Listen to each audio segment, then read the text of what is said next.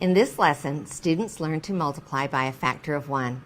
Students have learned and used factors and the commutative property in previous lessons.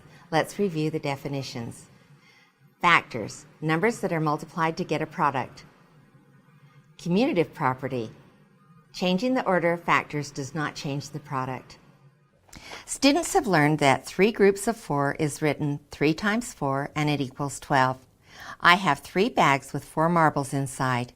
If I remove one bag or group, it changes the equation. It is now 2 groups of 4, or 2 times 4 equals 8 marbles.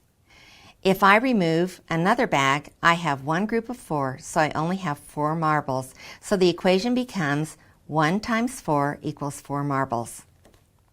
What if I had 1 bag of 9 marbles, or 1 times 9? How many marbles do I have? 9 marbles. If I have 9 bags with 1 marble in each bag, I still have 9 marbles. An equation to represent this situation is 9 times 1 equals 9. Let's look at an array. To show 1 times 9, I would have 1 row of 9.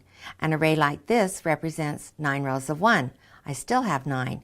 So the equation 9 times 1 equals 9 represents this situation. The identity property of multiplication states the product of any number and 1 is that number.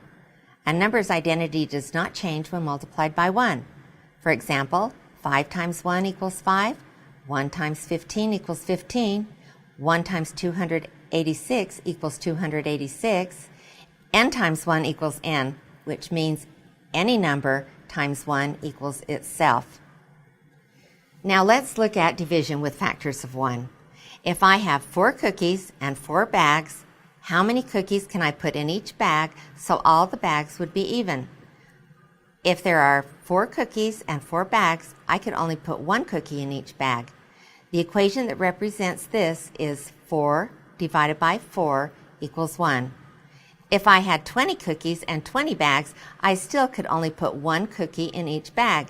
If I had 1,002 cookies and 1,002 bags, I still could only put 1 cookie in each bag. So any number divided by itself is equal to 1. The identity property of multiplication allows us to write 3 different types of equations. 4 times 1 equals 4, 1 times 4 equals 4, 4 divided by 4 equals 1. Or any number which I'm going to represent with n times 1 equals n, 1 times n equals n divided by n equals 1.